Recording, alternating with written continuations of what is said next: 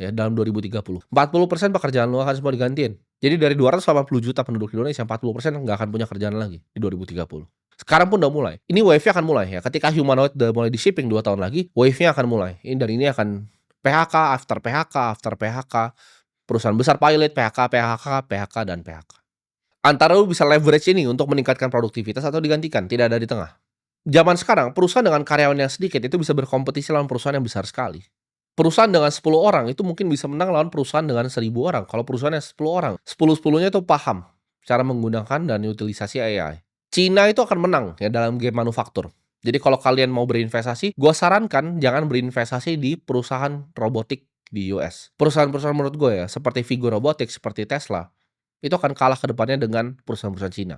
Ini semua akan dibantai sama Cina. Teknologi memang US yang menang. Tapi kalau kita ngomong manufacturing, tidak ada yang akan pernah bisa kalahkan Cina. Jadi kalau misalnya kita lihat Vigo Robotics itu valuasinya tinggi, nanti kalian lihat perusahaan-perusahaan dari Cina yang rising dalam 5 tahun lagi itu akan luar biasa besar. Perang antara negara menurut gue nggak cuma akan drone, ya. Sistemnya akan cyber. Mereka akan matikan infrastruktur penting di negara. Contoh, telco tower dimatiin. Mereka serang ledgernya bank besar di negara lain. Akibatnya apa? Orang panik. Orang nggak bisa akses nanti. Semua akan serangannya lewat cyber.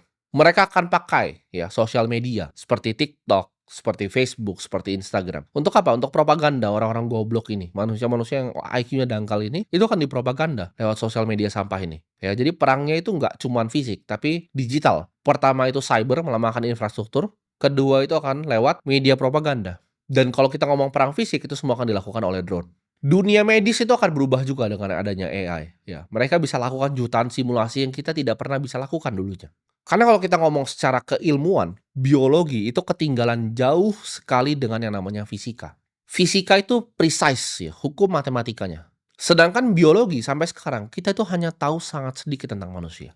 Kita ketinggalan sekitar ratusan tahun kalau ngomong antara fisika dengan biologi. Satu sel ya, itu interacting miliaran ya, molecules.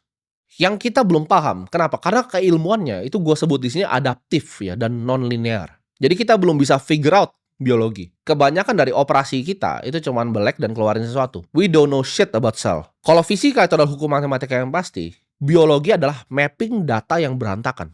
Dan kita ngomongin di sini soal probabilitas kalau biologi. Di dunia AI ini kita baru pertama bisa figure out. Makanya gue kemarin pernah share juga di Instagram story gue language model yang baru ya, yang bisa melakukan genomics LLM-nya. Ini akan bikin biologi maju ratusan tahun. Ini akan bikin biologi bisa catch up dengan fisika. Breakthrough fisika itu udah lama. Ya kalau kita ngomong dari Isaac Newton, kalau kita ngomong dari Albert Einstein, breakthrough-nya tuh sudah lama ya. Sedangkan breakthrough di bidang biologi itu baru. Kalau